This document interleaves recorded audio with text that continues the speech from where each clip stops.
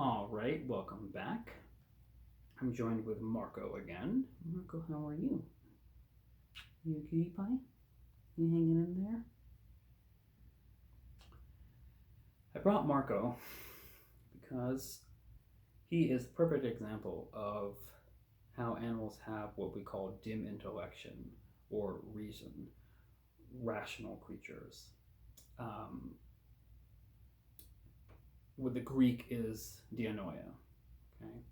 And so I thought I would do a short video on the differences between Dianoia and Nous, between reason and intellect. So, let me give an example of how Marco is a very rational dog, very rational pet.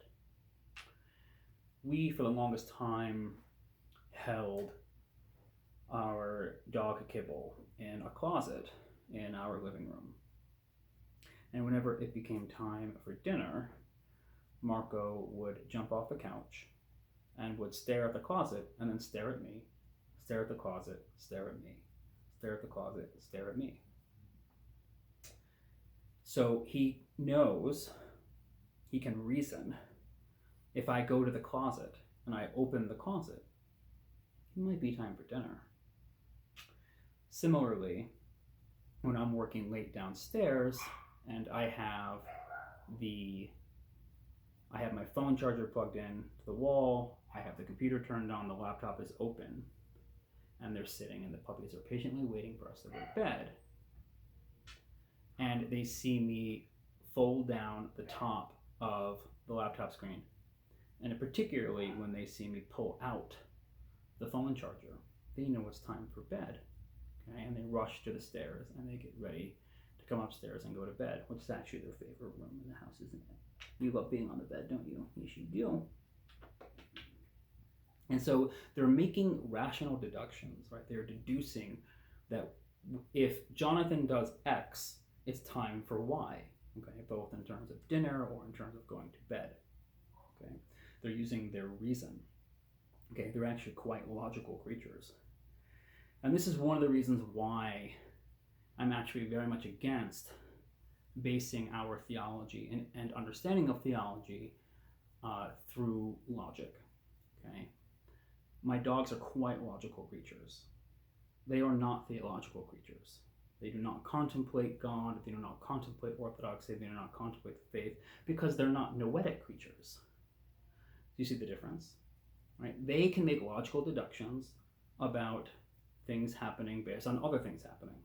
Fantastic. But that's not really what we're doing when we're coming to theology and when we're trying to understand the Orthodox Church. So I have with myself here the Philokalia. Okay, and in the Philokalia is the glossary. Particularly in volume 1, you'll find the glossary. And there will be both sections, which I'm going to read out, about the differences between Dianoia and intellect. Just going to flip through that now, the glossary.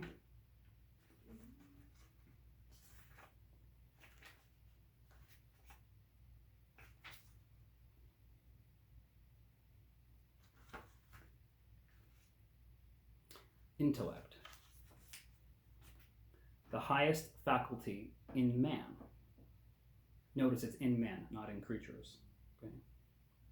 Through which, provided it is purified, he knows God or the inner essences or principles. The inner essences are the logi, right, through which all concretizations become concrete. Right? We talked about that in a previous episode.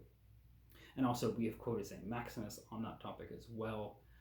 Second Theology of the Sun, 2nd century on the Theology of the Sun, number 66, I believe is the quote. Of created things by means of direct apprehension. So let me say this again. The highest faculty in man through which, provided it is purified, he knows God or the inner essences or principles of created things by means of direct apprehension or spiritual perception.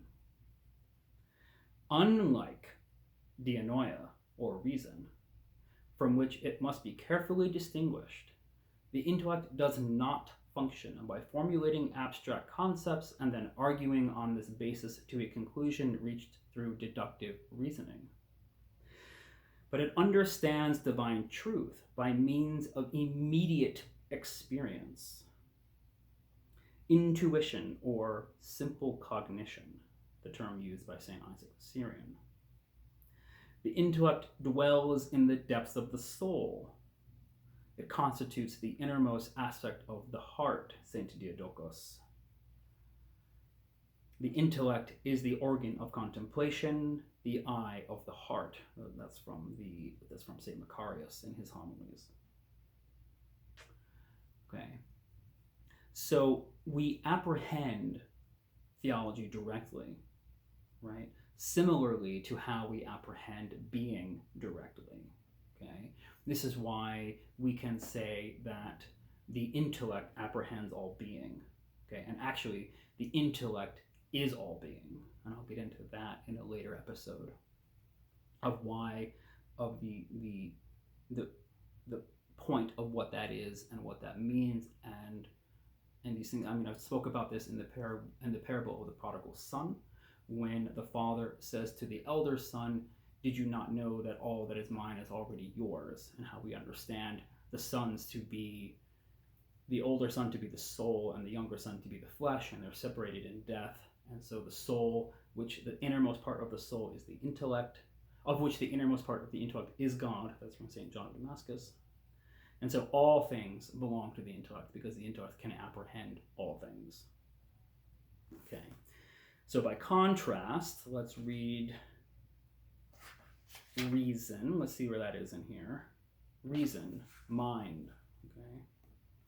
The discursive, conceptualizing, and logical faculty in man. Now, again, there is a discursive and logical conceptualizing faculty in dogs, in most creatures, most animals. Okay, they can deduce certain things. Marco can deduce what time we're going to have dinner. They know when we grab the leashes, we're going to go out on a walk. They can deduce these things. That's reason. That's logical deduction. So that's a base faculty. It's not the intellect. Okay? So we have to keep these things distinct. And we have to not erroneously elevate reason and deductive reasoning and logic to the place of intellect, to the place of articulating and coming to direct participation in the Orthodox Church and the Orthodox faith. I digress. I'll continue. The function of which is to draw conclusions or formulate concepts deriving from data provided either by revelation or spiritual knowledge, or by sense observation.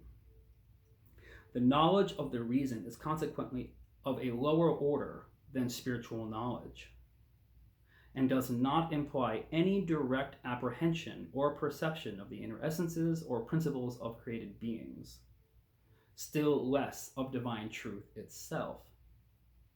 So here we even have that knowledge and truth. There is a divine knowledge, there is a divine truth, and that we participate with them directly, but that they come from God. This is not some kind of academic pursuit, right? There is no difference between an academic pursuit of trying to obtain knowledge and my dogs trying to understand what time they're going to get dinner. They are consequently the same pursuit. Does that make sense what I'm saying? Doesn't mean it's not helpful, but it's just a lower faculty. And we have to properly understand the faculties and the levels and understand at which point we are participating. Indeed, such apprehension or perception, which is the function of the intellect, is beyond the scope of the reason, right? So divine apprehension, divine intellect, this intellecting of divine knowledge and of divine truth is direct and is beyond reason, logic, rationality. Okay, so dogs have reason, most animals have reason. They can logically deduce certain things from other things happening. They know what time we're going on walks. They can deduce what time their meal is. They can deduce when Jonathan does one thing, Jonathan's probably going to do something else, so let's get ready for it. Okay? But when we're apprehending the theology, when we're in the service, when we are in prayer, that is intellect, and that is a direct participation with a knowledge and a truth that surpasses all understanding, as St. Paul says. Right. So let's not come to Orthodox theology and to the philosophy only from a place of deductive reasoning. That's a quite low faculty. But let's rather contemplate the words of the Holy Fathers and participate in prayer to understand Orthodox theology. You like that episode? You helped a lot because you're quite rational. You're quite the logical puppy. Take care.